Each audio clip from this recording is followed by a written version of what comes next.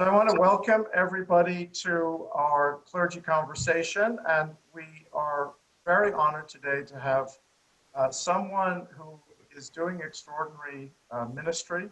And as we are thinking here at St. Paul's about what mission looks like, one of the things that has impressed me about meeting Jack Pannell is that this is a man who's certainly on a mission.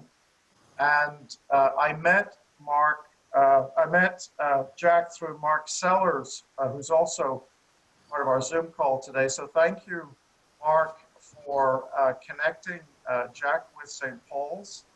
And so we're gonna kind of hear from him about his work as the founder of the Baltimore Collegiate School for Boys.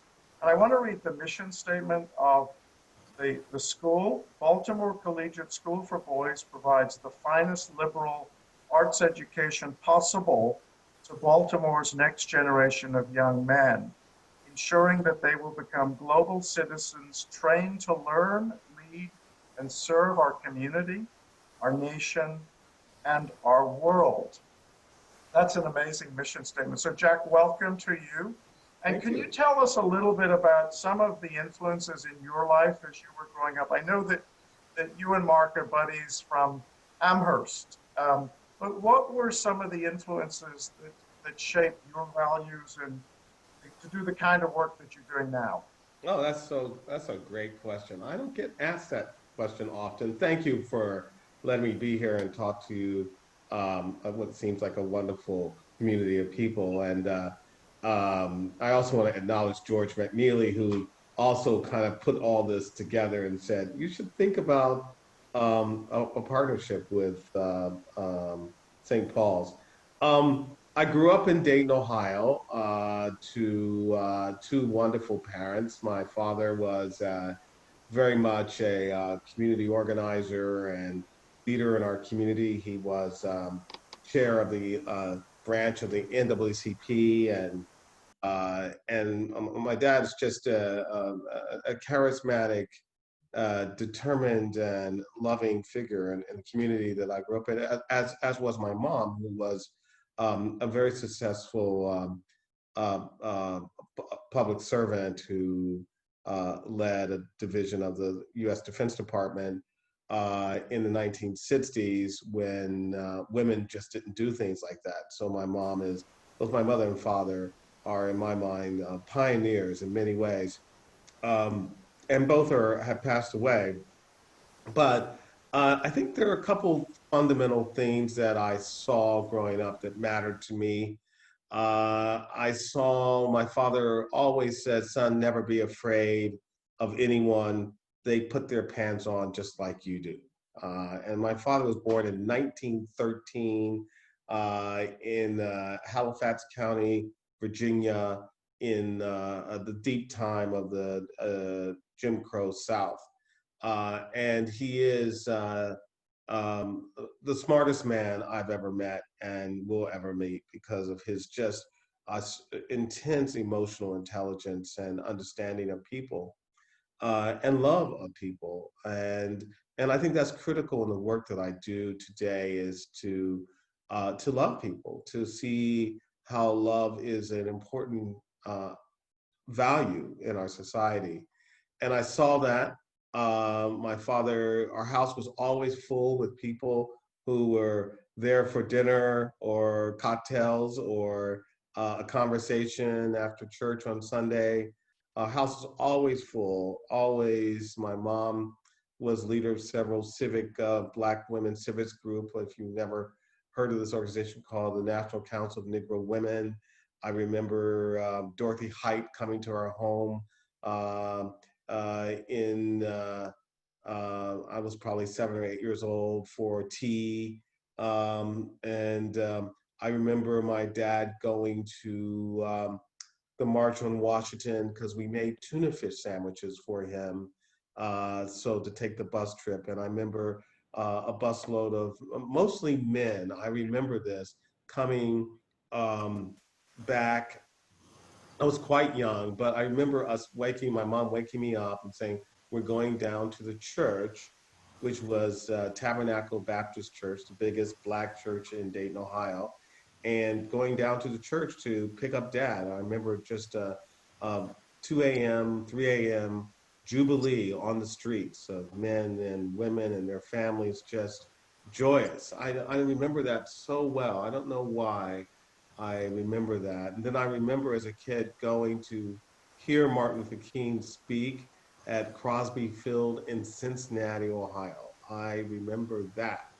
But I think one thing that characterized my upbringing was that I desegregated schools in Dayton, Ohio. And I did not know that my parents, a group of parents, Black and white parents, had sued the school system to desegregate the schools. I didn't know that till I was in my 20s. But the school I went to in sixth grade was an all white school, and I was the only Black student at that school. And there was one Black teacher who happened to be a sorority sister of my mother. And I, you know, my start at that school was rocky. I was called the N word by a student, and I was had other things happen that I didn't tell my father. Now this is interesting. I didn't tell my father about those events because I knew even at the age of 12 years old, my father, the rebel rouser that he was, would have had all of us would have been in the newspaper if I would have said, Dad, you know, this boy punched me in the face and called me a nigger. And so I never told that to my father. And it certainly wasn't reported by the administration. And when I think about this, by the principal to my family. I'm not so sure even if I told that event to other people because I was just so embarrassed and humiliated and confused at the age of 12 years old of why was I in this school and how was I supposed to live. But I will say that then early on, there were white allies. There were people who surrounded me, who invited me to have lunch at their homes every day. And I think in that period of time in my life, a deep transition in the country, now this is now the mid 70s or so, that there was a feeling that we could make a profound difference in the world. And I always had that feeling in my heart that I could make a profound difference in the world, and that I was here on the planet to make a profound difference. And I think my family lives by the biblical principle, which is I always kind of get this wrong, and I should look it up. But I hear it as unto much is given, much is expected. Yeah. And I think that's just the core of my formation as a Christian. I eventually went off to school in New England and was president of my class at Amherst, and you know, just met remarkable people like Mark and people from all over the world who today are friends. And it was during that time that I started to actively go to the Episcopal Church. Now, growing up, Father Cochran was the uh, Episcopal priest at St. Margaret's Church, where I went to nursery school. And he would, sometimes I would go to services at that Episcopal church, and I always tell this joke in a kind of jocular way, as my Father Cochran would say to me, young Jack, tell your father that I will be over. He spoke in a British accent. He wasn't British at all, but he spoke in a British accent. And tell your father that I'm coming over for a cocktail after church. And he would ride by our house for cocktails on Sunday. And my father was a Baptist church, a Baptist minister, and almost not a Baptist minister, but a deacon in the Baptist church, and never stepped into St. Margaret's pretty much. But you know, Father Cochran would be at our house on Sundays. So I mean, I think there is. I think upbringing matters. My father was, and I talk a lot about my father. I talk a lot about my father in the context of founding a boys' school, in the context of running a boys' school, because my father was a man of almost the 19th century. You know, he called pans breeches and umbrellas parasols, and he was 46 years old when he had me. So he was had a very stern idea of what it meant to be a father. But he also made me every single morning have breakfast with him, where I had to read the morning newspaper and discuss with him the news of the day. I did that since he also made me save money. You know, every word that I didn't know in the newspaper, I received a quarter for if I would look up that word and be able to tell him by dinner time what the word meant and use it in a sentence. You So let know, me jump uh, to the 21st century yes. and all of those values and all of those experiences you brought to the school. And so I was talking yesterday to Pat Voigt, who is working with 17 Catholic schools here in Philadelphia. And she knows your school. And I told her that we were having this conversation today. But she was very impressed. There's a waiting list of 500 boys. Can you tell us what for you, what does the school mean for you? So, Baltimore Collegiate School for Boys, and thank you for reading our mission and hearing about it, is a school in Baltimore with 490 boys from coming from across the city. We started in 2015. We're now in our sixth year. We began that on everyone's kitchen table. We've not convened as a school community yet, and that hurts me terribly. But uh, you know, uh, this is the most meaningful, most important thing in my life. Um, and not a day, not an hour goes by that I'm not thinking about the lives of the young boys who are at our school. Demographically, let me tell you that 70% of our boys live in poverty. Another 60% are probably from households headed by one adult, either a grandmother or a mother or a father. And about 20% of our boys are come from homes where one or two parents are incarcerated. And then we also have children of professors and doctors. And to me, I think it's a beloved community. Now we are 90%, 98%, 99% African American, Black boys, Black and brown boys. But and we have one white boy at our school. And I always say he's the luckiest boy in the world. Why? Because he gets to experience a majority culture and how he gets to um, thrive and live like that. And I don't think that young man thinks very much about the race of his classmates as much as they're just boys. We're very centered on it's important to us that we love, know, and understand every boy, and that we never give up on a child.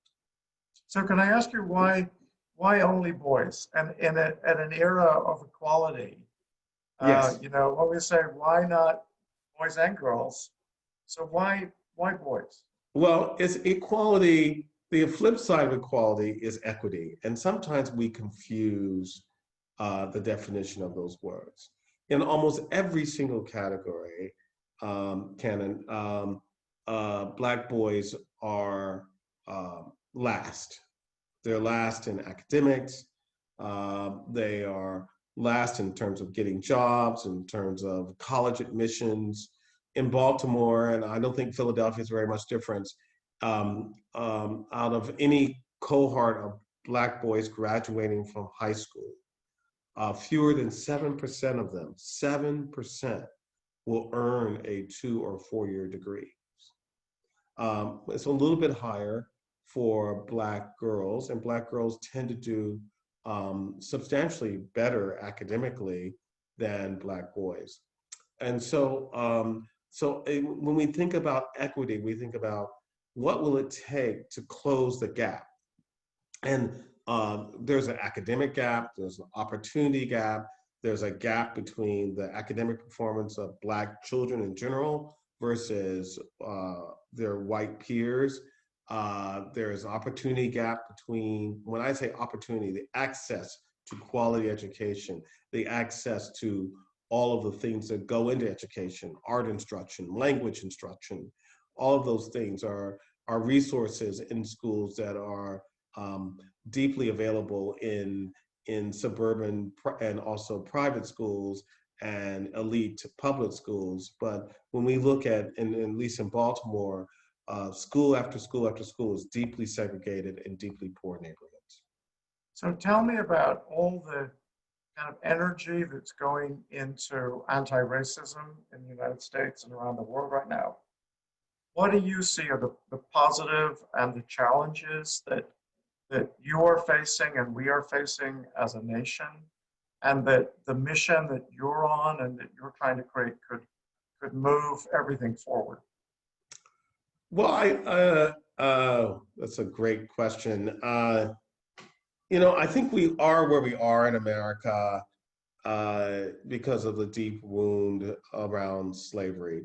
It's our unfinished conversation and our unfinished business. And I think everyone is now keenly aware that the impact of slavery, the institution of slavery, is still with us today.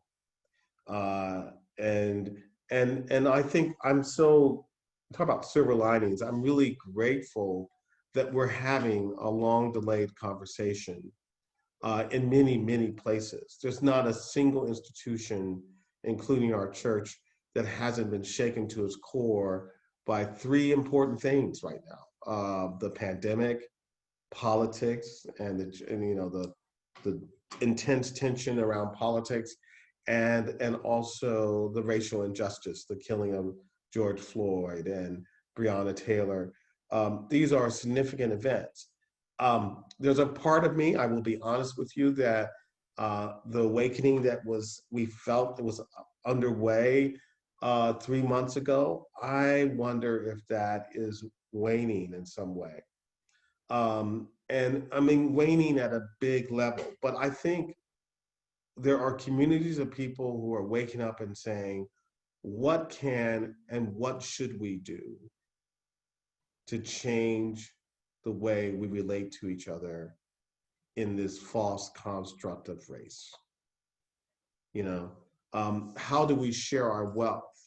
I could tell you that from a Christian point of view, that we can change this by, I think, relocation or proximity, getting close to the problems in our society, not just handing out, and I don't mean to poo-poo this, hand out toys at Christmas and say, here, take some toys. Aren't you happy you got those toys? But to do something really deeper that's transformative. And when we look at our Episcopal Church, we have been really good in education. Some of the best educational institutions in this country have their roots in the Episcopal Church. So I think proximity, what we're talking about, coming together to create Philadelphia Collegiate School for Boys, is one thing. Coming together and working together to make that happen.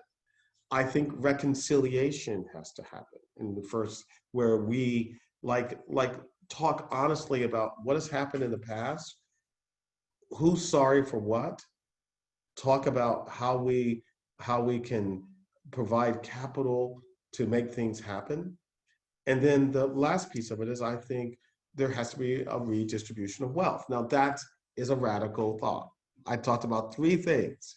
I'm talking about relocation. That means getting close to the problem, not holding our noses in the air and saying, okay, take care of that, but like rolling our sleeves up and getting deep into the problem. That's what I did. It's like, I had no idea that that education was as broken as it was until I was a court-appointed advocate for a kid in Washington, D.C.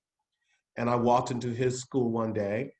This is now almost 15 years ago, and walked into his school. I was his advocate. His family was breaking up, and the principal of the school basically told me to go away.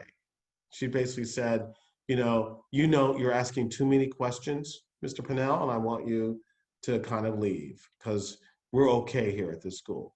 Now, that school was one of the lowest performing schools. It had computers in the library that were unopened. Uh, it had fired its librarian, and teachers were begging for Xerox paper or toilet paper in Washington, D.C., in the nation's capital. Yeah. So let's talk about people like Bishop Walker. Yes. And so what is it about the Episcopal tradition that this angers us and helps us to get motivated to do something? I mean, we know a lot of people in common, Eugene Sutton, the Bishop of Maryland, and so on. So what is it about our Episcopal tradition that resonates with these issues? Well, where is it in Episcopal prayer can help me? Gosh,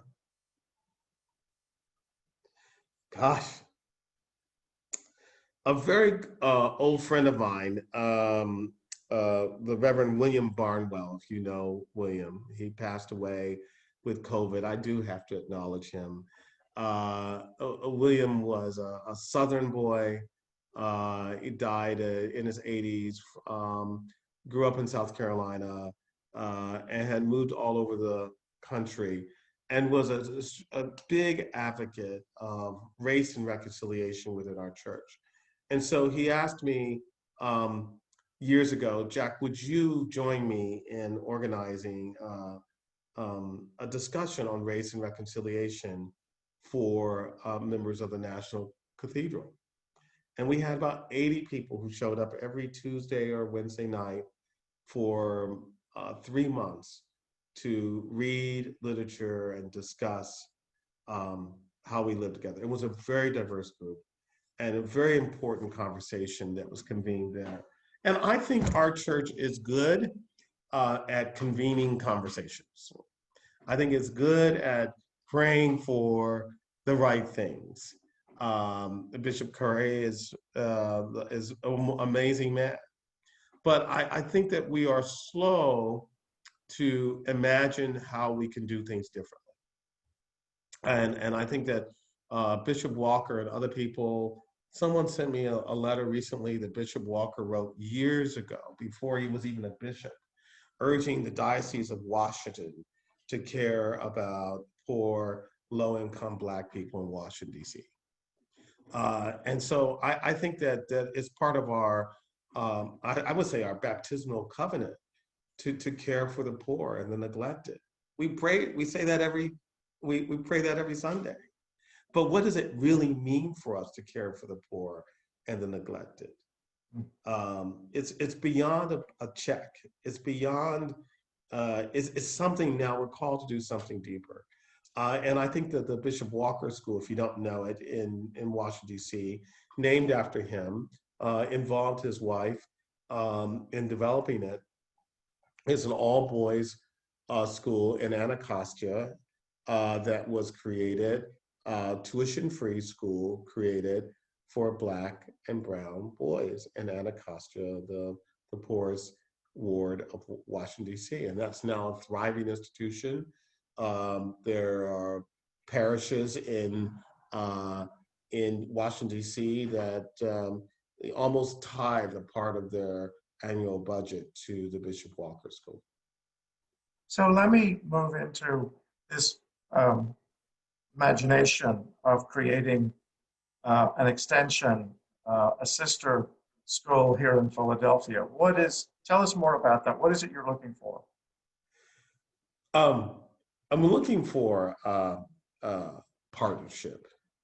When George and Mark and I met with you, I said very clearly, we don't want to just be tenants in this with you and helping you close your budget if you have a budget gap. But we really want a partnership. We really want the community, the parish to discern, is this a Kairos moment for you? I mean, Kairos meaning like, are you called to do this work in your mission? So, I mean, just be with me for a second and imagine a year from now,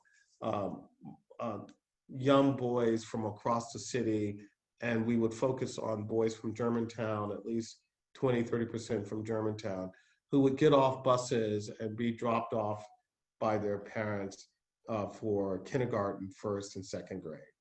And they walk up this hill and they'll be greeted by our teachers, and we would begin a day of learning. We would have a quality breakfast for them, and we would have a rich lunchtime that would be done in the British way. Our school in Baltimore has some British pretensions, I guess. We have boys who are called prefects. We have a house system. We have we give talks, weekly talks. We're very much in the tradition of boys' schools to really develop a boy's character into great men. So think into that vision of how we can do that together. I talked to you, I wanted always to start our day with a choir, with singing together. The fourth grade boys would begin singing. And then maybe, one Sunday a month, our little boys choir would come and sing in the church. I mean, I'm just painting out the vision, supporting our families. We are not, we're beyond a school in the sense that we, like I said, we want to love, know, and care for every boy. And there are families that have challenges, and we get to know our families very closely, and we care about those families. So we would love to see the congregation roll the sleeves up, and together, elbow to elbow, we make a miracle happen on this hillside. So I'm going to stop asking my questions. I know folk in our Zoom call will want to have a chance to also ask questions and respond to what you've said. So I just open it up. If you'd like to ask Jack a question or a comment, please unmute yourself and please share whatever you like. I've got a couple of questions. First of all, in Baltimore, what is your grade range? We are presently fourth grade through eighth grade. We are applying for a public charter here in Philadelphia, and we would apply for kindergarten, even maybe pre-K through high school. Now, we're not going to put the entire school here on this. No. I just was curious what your scope was. I've been involved for a number of years with a couple of independent schools, one a boarding school in Connecticut, Pomfret. You may have known some people at Amherst who went to Pomfret, and also here at what is now called SCH, which used to be Chester Hill Academy. Both of these schools are struggling and have been for years, even before Black Lives Matters, with what the right treatment is and how some Black kids go through these schools and have wonderful experiences and others have bad experiences. The question that comes to me, and don't take this as a criticism, but the question that comes to me is, if you have a school for only for, although you said you had a white guy in Baltimore, if you have a school that's only for people of color, how doesn't that in some way extend the separation of the races? That's a great question. We're doing a major research on this topic. I'm the trustee of the International Boys School Coalition, which is a coalition of the most elite boys schools in the country. We're one of two public charter schools that are part of that thing, although there are British state schools that are part of the coalition. And I'm leading a task force for the coalition, which is a global organization, an amazing global, where the heads of schools gather together once a year, someplace in the world, to discuss boys' education. And I'm leading a task force on serving boys of color. I led and organized a regional conference with St. Albans, if you know St. Albans in Washington, D.C., and the Gilman School in Baltimore, Sure. a conference called reaching, teaching, and succeeding with boys of color. And I think that what we learn at Baltimore Collegiate is that boys of color learn in a particular way. Relationships matter. Relationships matter. I think one of there's study after study that say if a young Black student has a teacher that looks like him or her, he is more likely to head off to college. There's a study about that. Brookings did that study. And so I think that 70% of our staff are men, 60% of the men, more than 80% of the men are people of color. Of our entire staff, and our staff is, I would put it up to any institution in the country, is more diverse than any other school. And 70% of our staff are people of color. And together, like a beloved community, we're working about, on these boys. Now, I think the kinds of conversations that can happen in an all Black setting, the honest conversations you can have, are more difficult to pull off in an integrated setting. I was, like I told you, I was that Black boy who went to a white school, and I've been in white institutions my whole life. My own son went to an all-white school, and he now tells me things that I didn't know. He's now a sophomore in college, that are painful for me to hear, and I said, well, why do you tell me about that? So I think there are, what we're doing right now is that we have been in existence for 6 years. We have 3 classes that have graduated from us in 8th grade, and those boys have mostly gone off to predominantly white institutions. We have 4 boys in boarding school, and they're thriving. They're thriving. And I think that's one important thing I forgot to mention, is that, Clark, is identity matters, how a boy identifies himself. Mm-hmm. And if we can help boys identify themselves as strong, smart, young Black boys, that goes a long way for success later on in life. Gives them the confidence to move on into a more difficult. And thrive in any environment. Thrive in any environment. So, other questions, comments? Let me offer one. My question is how often good intentions coming from whatever background and perspective, be it predominantly Caucasian or people of color, the efforts they do or the institutions they create seem to almost inevitably swing toward an almost exclusive presence of one race or the other. For example, we all know very well-intentioned schools and programs and churches, for example, that are almost totally, Caucasian, with just a smattering of people of color. And then we'll have other situations where such schools as yours doing wonderful work that's, as you said, predominantly people of color.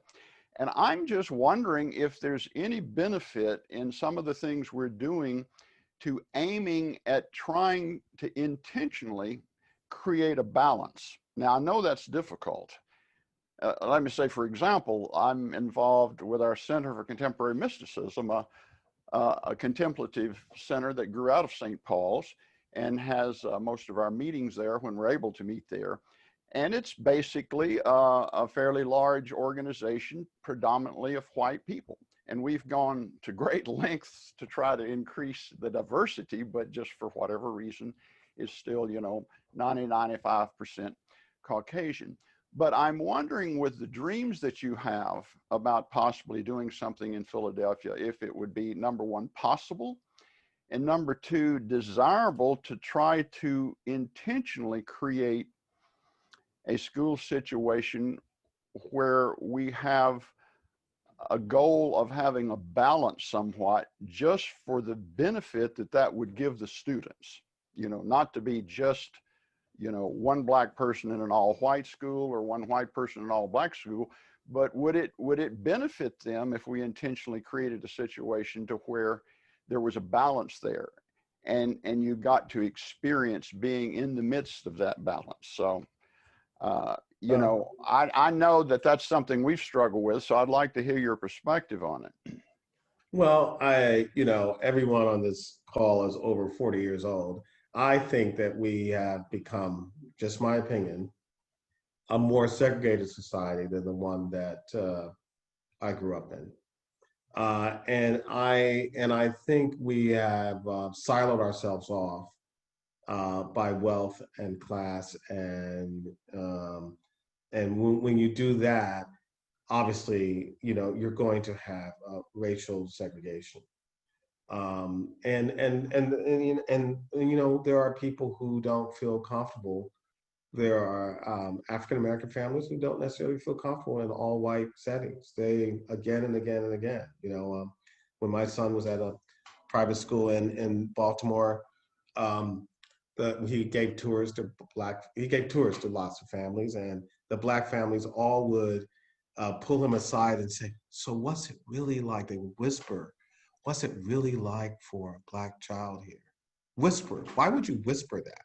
I tell my headmasters, my fellow headmasters, that the fact that black parents are whispering about the quality of life for a black child tells you something, that you're not allowed to have that open conversation. Now, I would say we don't shut our doors to other races, but other races are not likely, and there is study after study after study, are not likely to go to a school that is more than 50% black.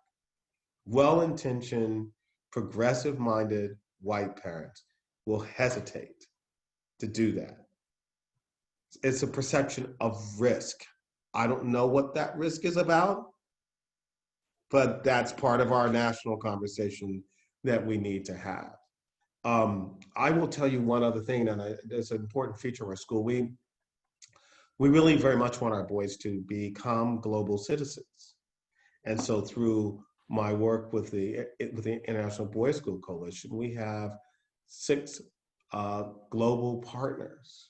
We send our boys, by 8th grade, you have to have a passport. And we send them to live and study at other schools in the country. Guess what? Not a single American all-boys school has asked us to partner that way.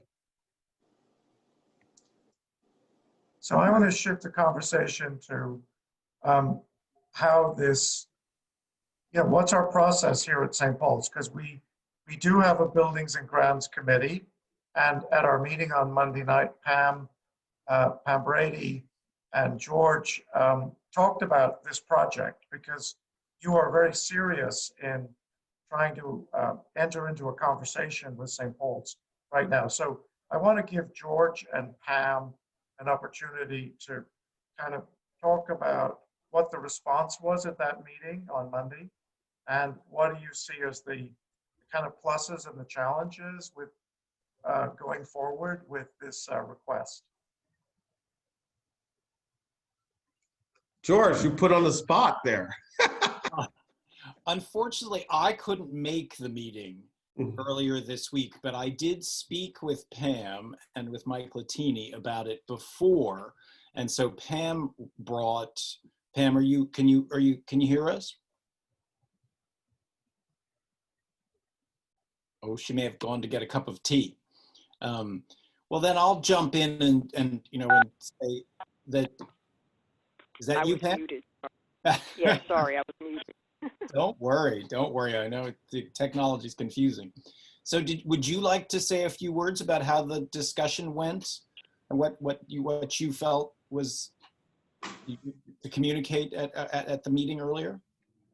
I think those of us that were at the meeting were excited to hear about a school coming, not just the fact that we have an education wing that's used basically on Sundays. There were individuals that said, let's hear about this. My question might be, I heard you say you wanted to expand to Philadelphia, and that's a great thing. And I heard you say you wanted to apply to the school board. The question has come up here in Philadelphia, especially about charter schools. So can you tell us, Mr. Pannell, how you will persuade Philadelphians that we need another charter school? Because the conversation now is monies are being taken from the public schools. So how would the school be funded? I'll ask that question. I'll ask that question. Good question. I love challenges. It's an uphill climb. I'm the kind of guy you tell me, sorry, you can't do that, and I'll say, well, I'll show you. I'll find a way. When Mark Sellers invited me to kind of think about the Germantown area as a place for Philadelphia Collegiate, I told him, like, we weren't thinking about Philadelphia. Why should we come? And he says, why don't you just come out, organize some meetings with some people in the community. Mark is chair of the Awbury Arboretum and several other organizations, Germantown Development Corporation, Germantown United Development Corporation. And we met with people, and I always have a view, because I have a problem with this, is that we're not coming to Philly saying, doesn't Philly deserve a school like Baltimore Collegiate? Instead, our approach has been, is this a place that you think that a school like ours could be very successful? Is there a need, an unmet need in this community that we could possibly meet that need? And we have had dozens and dozens and dozens of conversations with elected people, community leaders in Germantown and elsewhere, school leaders, families, and I would say virtually no one has said, don't come. They've said, let's figure this out.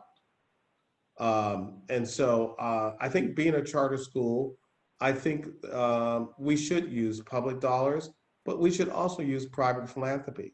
So in Baltimore, we've raised $1.7 million in private philanthropy.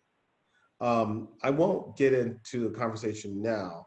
I don't think charter schools drain away money from the school system. Instead, I think charter schools create a marketplace of choice for parents who deserve a choice where their child goes to with public dollars. That's a different kind of conversation. May I do a follow-up? You may. The interesting part about, I heard you say you met with a number of persons in Germantown. I'm in Germantown. I have no idea who that. I know some of the persons that you're speaking of, the meeting. One of the problems that oftentimes happen in Germantown is that it almost comes as a select group of individuals meeting. And I can say some of the persons that you're speaking to, that might be the case, and the information doesn't flow back to, quote, the community. So I'm still trying to figure out how can the wider community, because the school sounds great. I can speak as a person who went to segregated schools. My entire education in Virginia was segregated. My 1st to 4th grade was an all school, 2 rooms, 2 teachers, 1st to 4th in 1 room, and the rest of the class in the other room. Then you open the sash and you have a program. Those kinds of things. So I'm very familiar with quote, segregated schools. And I said we had a great education because our teachers were concerned, and I think that's what I'm hearing what you're saying. But I want to hear how this information is going to get out, because so often individuals will meet with the politicians and this one and that one and the other, and, quote, the community doesn't hear a peep until we hear, oh, it's coming. I hope I didn't overspeak. No, you didn't.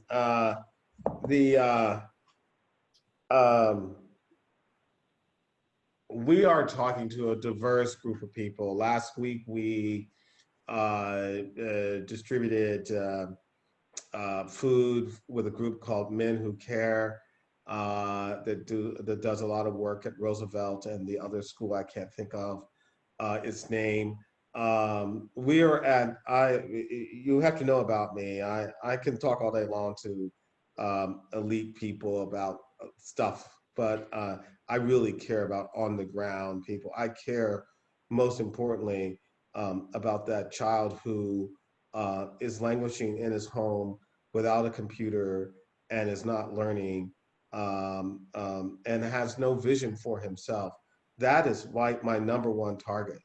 Families. The elites will take care of their children. They will figure out a way for their children to do. But I care about the boy who might be destined to go to prison, and what can we do to change his sights, to change his family's definition of success. So I'm looking, and I'm willing to meet with you, Pam, tomorrow if necessary, to give me a list of names of people you think we should meet with.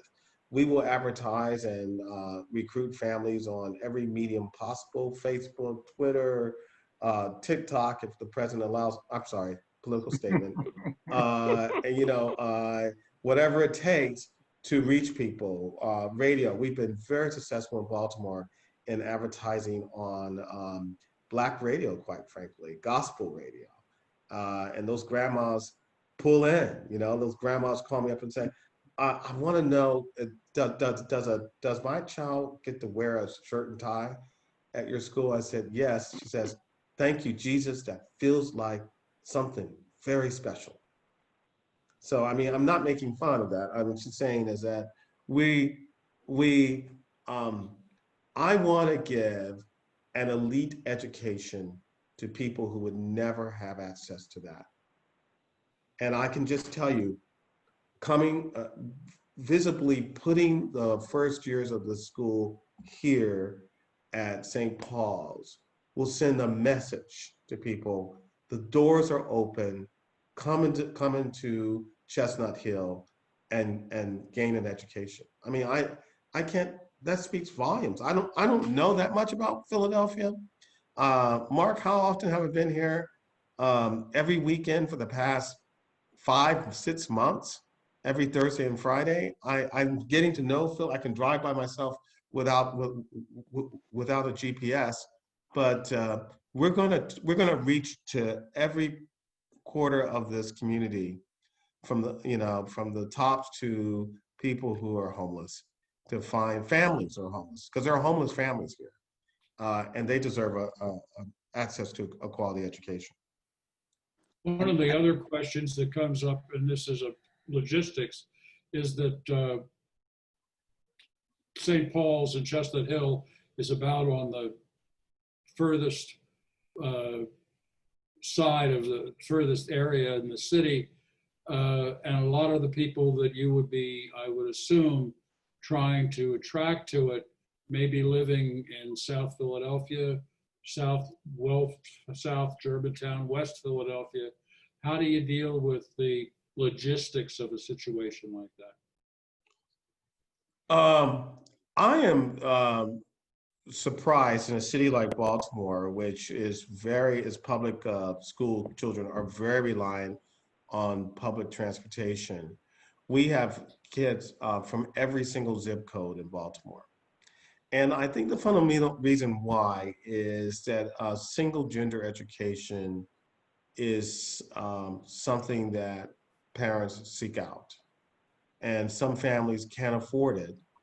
And a private school or parochial school, St. Joe's or whatever. And so to see a free option in single gender education, people, and study after study says, people will go to great length to get their children to great schools. Great, thanks, John. So I wanted to give a couple of people on the call, Helen, Yes. Charlotte, and Mark. Any closing questions? Yes, thank you. Thank you very much. This is very exciting and fascinating. I'm a product of single gender, gender schools, high school, college, and there was a great uproar. I went up the street to Chestnut Hill many decades ago, and there was a great uproar and resistance to allowing men in. They had to financially. But I defend strongly a single gender school. I see great value, and I think it touches on what you were saying in terms of identity. Distractions, now this is a broad sweep, but distractions that are eliminated, emphasis on academic success, and other kinds of success opportunities given the kids. So I support that. I support that strongly, and I think it could only benefit the young men to have that opportunity. Oops. So I think you may have frozen there. Sorry about that. Helen, you come back. Shall I jump in? Well, Go ahead, George. I just, I think what something that Pam and I discussed when I was speaking with her earlier this week is that I guess I see that St. Paul's, and if Helen, you come back in, I will give the mic back to you. So you tell me if you can hear us. Is this a bit of our treasure? And of course, we need to utilize the space effectively and think about it as a little bit of an asset. So there are those concerns. But I also feel that something that's remarkable about this potential project with us is that it touches on our three major ministries. Music, to the extent that the music and the choir program can be integrated with the curriculum and activities of the school. The youth and family ministries, because clearly it's youth, and the programs that they do, and that we could explore seeing how there could be overlap. And then the third is outreach. And we have taken this seriously. We've taken a little bit of a hit recently because much of our outreach funding was funded by the rummage sale, which had to be canceled for various space reasons and the epidemic. But so I'm back. Sorry, my Zoom died. Pardon me. I missed things. Mm-hmm. That's okay. Well, so George is just and then we'll go back in, and then we'll hand back to you, Helen. Well, so I think that there's a kind of a kismet to the fact that this particular project touches all three ministries and can be integrated into the activities should the different ministry leaders be curious about this. And so I do think that a sort of next steps will be to try and bring together the leadership of each of those ministries to speak with you, Jack, and explore ways so that you get a better sense of what they're doing at St. Paul's and they can get a better sense of what you might be doing here as well, so that we can have these, I know synergies is that dumb business school term, but right. I just, it seems remarkable that it works out that well. So anyway, I'll get off but then maybe Helen, did you want to finish up what you were saying? Well, again, I'm sorry. I think the inverse of that was that as part of my early career, I taught at near Broad and Erie. I taught at Broad and Butler. Philadelphians, you know something about that area. It was primarily Black and brown with some Latino children in. And I would try to skim off, best of intentions, some of the truly capable, smart as hell Black kids. And I remember one case where we involved the Cardinal, we involved Monsignor so-and-so, and I got a young man into Central. And he didn't stay but a month. And really? I thought, what happened? What happened? What happened? Well, what happened is he had culture shock. A simple explanation. What happened? He was out of his water. He was terrified, etc. So I've learned since then, which again brings me back to my earlier point. I think it is critical that the foundation and core be established and a sense of competence and identity before we go sending or encouraging young men or young women off into the rest of our culture. So thank you very much. Thanks, Helen. It's great. I know Mark wanted to say something, and then I want Jack to have the last word. Well, I'm happy to add my voice to the chorus. And the thing that is most apparent to me is Jack's striving towards excellence. Mm-hmm. Everybody wants excellence in their community. That is always an ornament, always a plus, and candidly, something that you know, how do you not get behind that? My involvement with, you know, I style myself a co-conspirator with Jack. My interest and my involvement and my commitment to this project is driven by the notion that this is an excellent option that should be offered to folks who would otherwise not have that opportunity. Mm-hmm. And that's my short pitch. And Pam, by the way, I live in Germantown. I don't know that we've met, but you know, Germantown United CDC is very much behind this. Clayton Justice and the guys from Men Who Care of Germantown are behind this. We've had long conversations with the folks at New Covenant, and certainly are looking for more opportunities to talk to folks in Germantown, because that is a logical demographic, a logical place where students would be pulled from. So Jack and I will reach back out to you. We will get back to you, however, you know, through Albert or George. Yeah. But we would love your help. Yeah. So that's my we're running out of time. Thank you, Mark. Thank you for connecting us with George and with Jack. So, Jack, this parish is going through an important transition right now, and we're about to go into a vestry retreat today, exploring our values and kind of our dreams for the future. What is your advice to St. Paul's as we try and really get in touch with the spirit and our mission? Well, my advice pretty much is like the advice I give myself every day. You know, what am I being called to do? Right before I made a firm decision to open the school, I was discerning about whether or not I should become an Episcopal priest. I went to my bishop, Bishop Chang, John Chang, and met with him. And at that time, I was working at Sojourners with Jim Wallace. And the bishop said to me, Jack, I really want to know, why do you need a collar around your neck to do the work you're called to do? I didn't expect that question. But I also was in a place where I could see over and over and over again in the Bible that especially the New Testament, that Jesus cared about the broken and the dispossessed, and that we do that with love.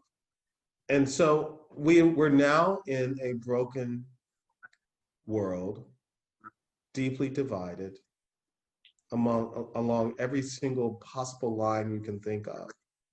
And I think this was a critical moment for the church to rise up and say, this is the way forward for all people, in the name of Jesus, in the name of love.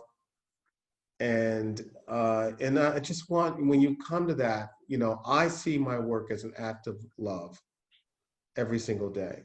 I see my work as our work of the hundreds of people that have been involved in creating Baltimore Collegiate, and they will be involved in creating Philadelphia Collegiate. We're engaged in an act of love, and I would also say an act of protest. It's one thing to hit the streets and protest on a Sunday afternoon and return to your normal life. It's another thing to roll up your sleeves and think about transforming, as our mission says, a generation of young Black and brown boys. A very big, audacious mission. And I hope you guys will, I hate to say guys, I hope your parish, this church, my church, the Episcopal Church will dig deep and do things like this. Jack, thank you so much. Thank you, Jack. And this is to be continued. And thank you all for sharing in this. And we've recorded it, so there'll be an opportunity for others who couldn't be with us today to begin this conversation. So may God bless you all. Thank you. Thank you. Thank you all. Thank you, Jack. Looking forward to more. Thank you. Onward. Yep.